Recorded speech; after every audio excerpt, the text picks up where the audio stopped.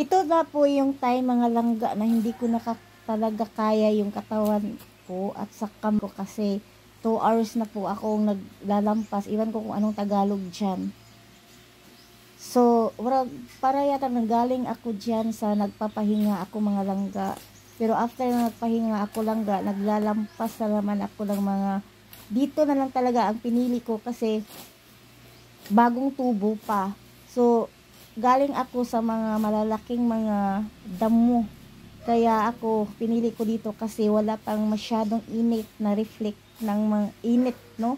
Kasi sa side to side yan ay na sobrang init. Nandito ako sa ilalim ng mga kahoy like mga kawayan, ayan, mga durian. Doon ako kasi hindi siya mainit mga langga. Hindi yung Tagalog ko mga langga ay hindi talaga maganda kasi hindi ako sanay sa pagod ako dyan mga langga. Kaya so lang na ako aning dapit pinakita ko na lang sa inyo kung ganda talaga ng madaming puno mga langga kasi makapag-save sa